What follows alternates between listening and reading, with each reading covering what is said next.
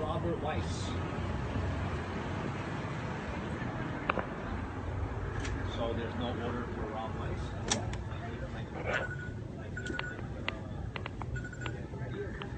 I don't have it in here. See, it just came through just now.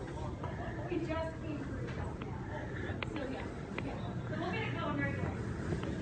Whoa! Travel Portland, friends and family. Hey, it's Ryan McGarry. I'm one of the partners and the bar guy here at Oven and Shaker.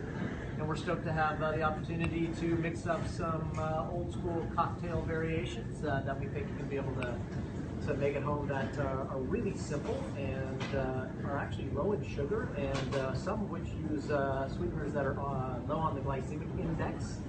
So that means no hangovers while you're battling this invisible war with the virus and perhaps other people in your quarantine pod. So first off, Oven and Shaker is kind of the culinary love child of myself and Chef Kathy Wims of Nostrana. And it was really just meant to be just a celebration of life and deliciousness. And of course, the oven refers to the oven to my right. When we see our Jedi chef team here, Ronald working the kitchen, working the oven over there, Chef Daniel to the far right, Brent mixing up some pizzas over there. Got one of our favorite bartenders over there pivoting to a role as expediter. So we've been super fortunate to be pretty busy for so far throughout this, again, this invisible war. So just really grateful for that, and I think we're going to head over to the bar and mix up some drinks.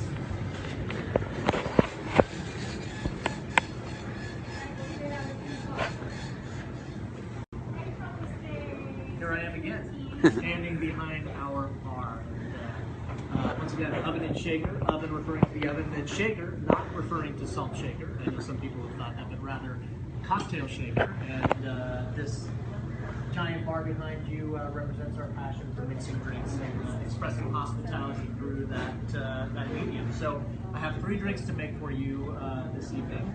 We're going to do all of them are variations on either classic or vintage cocktails that I'm sure most of you have heard of, and we're just going to put little twists on them, and I hope that you're able to find some time to mix them up in your home. So the first drink we're going to make is a gin old fashioned, and yes, old fashions can be made with spirits other than whiskey, but whiskey of course is the most famous.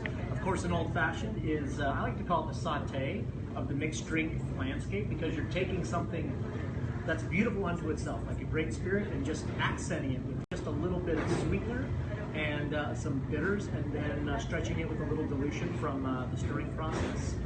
Think of it like having a really nice piece of salmon or some piece of meat or vegetable, and putting it in a saute pan and just adding a little bit of olive oil and a little bit of salt and pepper to kind of pop it, and then enjoying the prepared item for what it is, right there on the plate. So, to start with, we are going to grab our old-fashioned glass, put that off to the side there. I like to mix glasses in a pint mixing glass, and that's because I like my guests, or my friends, or my family, or whoever I'm mixing drinks for, to see the process. So, I'm going to grab the larger jigger. This is Papa Jigger. It has a 2-ounce side and a 1-ounce side on it.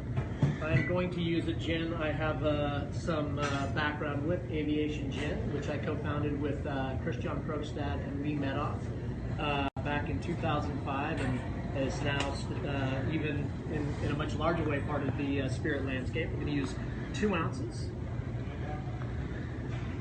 Aviation, of course, is a new Western dry gin, which means the whole point of the botanical profile is to be pretty much comprehensively harmonious, with the juniper just nipping its head out above the rest to confirm its place in the category. So next we're going to do a 1/4 ounce of simple syrup. Our simple syrup's very simple. We take 1 part granulated sugar and add an equal part by volume of hot water, and we stir until it's clarified.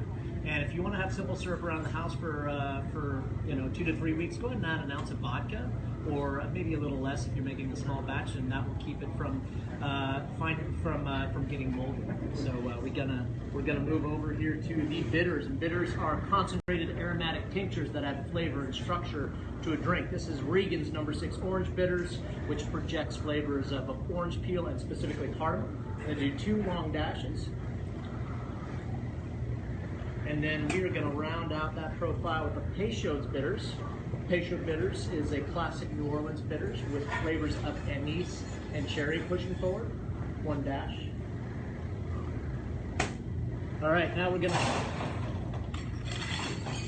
ice it up. We're going to ice our glass at the same time. All right, give this a stir. I'm going to stir for 20 seconds. Stirring, of course, brings us to the right temperature and adds the necessary dilution to make this a balanced cocktail drinking experience. Lost count, not good, but I'm going to say we're at 17, 18, 19, 20. We're going to grab our strainer, specifically our julep strainer, which is built to go over the top of the glass. Give a nice little salute.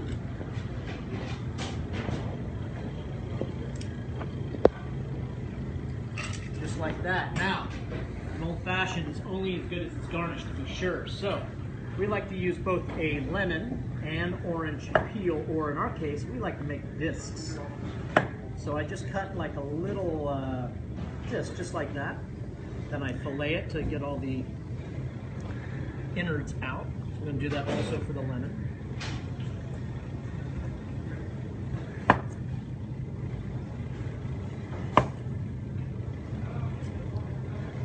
And yes, my hands are clean, if you were wondering. Probably not.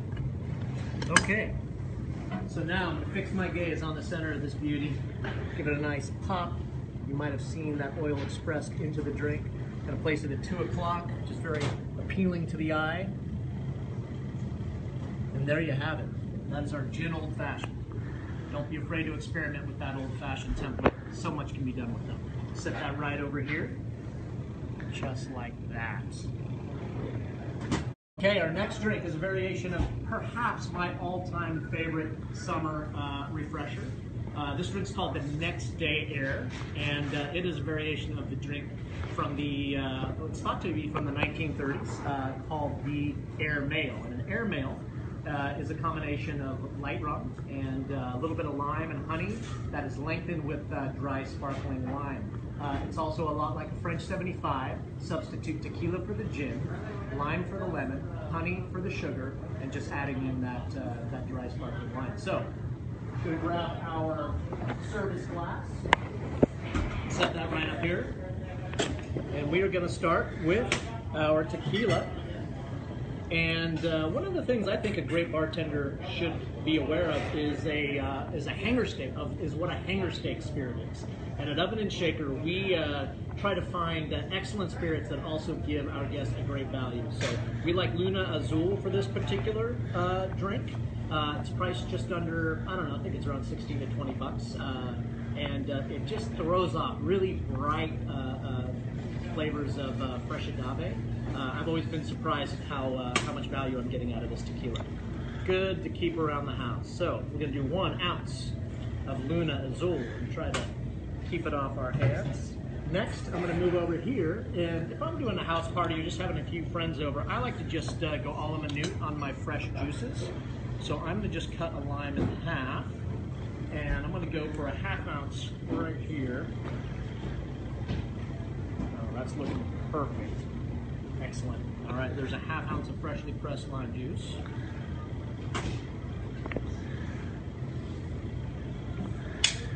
All right, moving on to our house blended clover honey syrup. I like using clover honey syrup because that specific profile, while maybe not as sexy as some of the many honeys we find across the culinary landscape today, it specifically gives that kind of peanut butter and honey flavor profile from a lot of our childhood. So when I taste drinks that have clover honey, I'm just taken back to my childhood, for better or for worse sometimes. But here we go. We're gonna do a 1/2 ounce, and we like to do a recipe that's 2 to 1. So 2 parts honey to 1 part water makes it easier to pour. And of the several syrups that we use, which is includes maple, simple syrup, and ginger syrup, at 2 to 1, this syrup actually aligns with the sweetness profiles of the rest of them pretty darn good. So there's that. Once again, 2 parts clover honey, 1 part hot water, stir until integrated, and feel free to add a little bit of vodka if you want to preserve it for 2 to 3 weeks. All right, let's shake this bad boy up.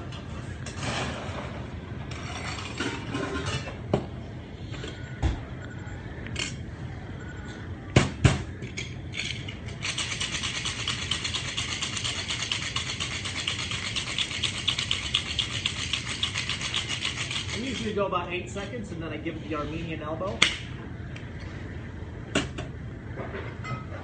And now we're going to add 3 ounces of, today we have a cava, an extra dry cava, which is going to work just fine. Plus it's from Spain, so we know it's going to be extra sexy.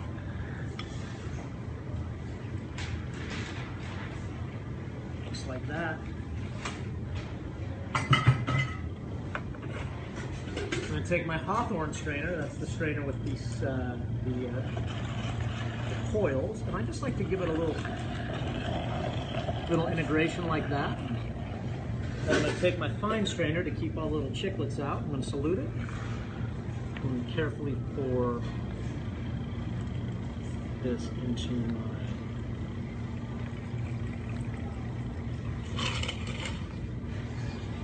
So for those out there looking for something not too sweet in the margarita category that doesn't have a lot of booze and doesn't have a lot of sugar, this is your game right here. I'm going to throw a little lime wedge on this bad boy.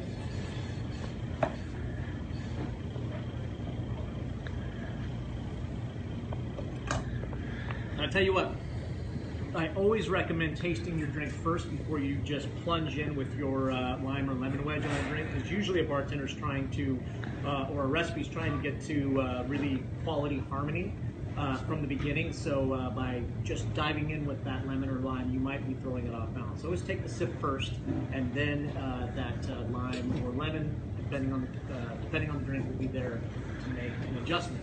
So next day air, 2 down, last 1 coming. All right, final drink is a variation of a whiskey sour. And this we call the Maplewood. This has been a real popular drink for us over the past year. I think all these drinks show our enjoyment of playing Mr. Potato Head with classic cocktails, and got to credit Phil Ward from a bar called Maya Well, and formerly of Death and Company for that term. I always thought that was the perfect way to express how so many bartenders come up with great new drinks by honoring their kind of mother sauces or the original classic cocktail templates that are already out there and available to jump on. So here we go. We're going to do 2 ounces of whiskey. And once again, I'm going to use one of our hanger steak spirits. Again, a spirit that's of high quality, but not necessarily a spirit that's too expensive. Benchmark number 8. Frankly, you're going to find it at the bottom row of your liquor store. I know it sounds crazy, but thanks to my friend Tommy Cluse, who owns Scotch Lodge over in Portland's east side, I learned that the mash bill, or the actual base white dog or white whiskey that is used to build up this bourbon, is the same that is used for Buffalo Trace as well for Eagle Rare. So this is just a little bit softer, 40% instead of 45%, which is where you find Buffalo Trace at, and the age is a little lower, but for the most part, this is an outstanding, simple value, simple mixing whiskey to keep around the house.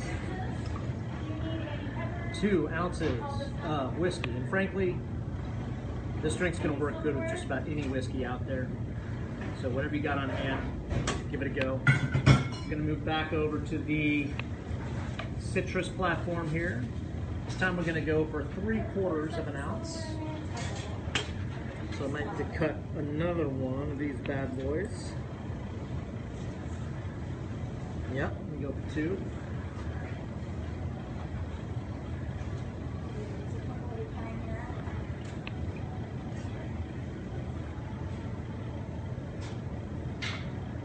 And a little bit more.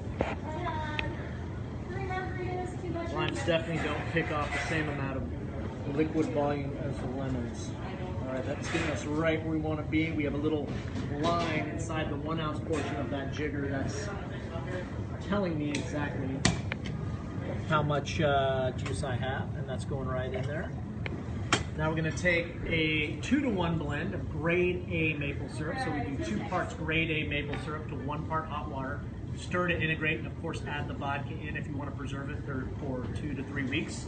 And you don't want to grab the log cabin because you just don't want to grab the log cabin. So find a nice gradient maple syrup. They're not quite as sweet. There's a lot more nuance, a lot more complexity.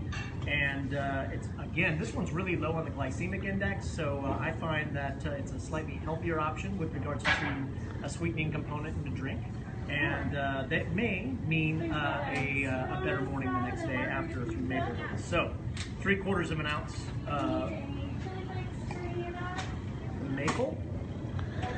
And finally 1 dash of the classic Angostura bitters.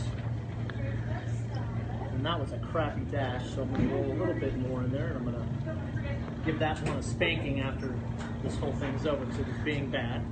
And Angostura bitters is a rum-based bitters that is blended or infused with a variety of herbs and spices, and I get a lot of clove and baking spice off it. Also a little bit of coffee. It is the bitters in the white bottle that you can see at the grocery store on a regular basis. I'm gonna ice this bad boy up.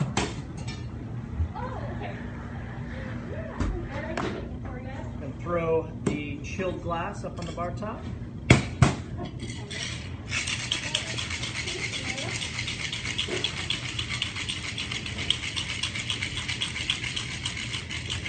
Little Armenian elbow. Hi. Or just. Try to keep a single strain. I'm always trying to make sure that the entire process of drink making involves precision, from the measurement to the quality of the ingredients to even the service of the drink itself. It really makes all the difference. And I'm going to top that with a lime wedge, just like we did the Next Day Air.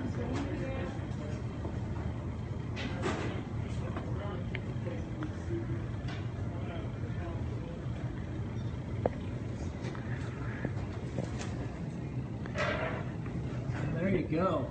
3 very simple, classic and vintage cocktail variations that I think you can make at home, and you can even batch these bad boys and serve them up in a pitcher for a party by simply taking a single recipe, adding 3/4 of an ounce of water to them per recipe, and then multiplying that by the number of guests that you want to be serving drinks to. So you took the maple wood, you'd go through that recipe, 2 ounces of benchmark, 3/4 lime, 3/4 maple, 1 dash Angostura. You'd add 3/4 of an ounce of water, and then if you were going to make 10 drinks, you'd multiply that by 10. Go ahead and mix that up, put it in the refrigerator for a couple hours, and then right before your friends come over to crush drinks with you, pull it out, put it in a nice pitcher, and just go ahead and pour it into glasses, whether either with or without ice. So, on behalf of my partners and my amazing team here at Oven and Shaker, pushing through this stuff. Hope you are seeing this healthy. Hope you are feeling rested and staying optimistic. Lots to hope for, and great things ahead for all of us. So, happy Thursday. Keep going.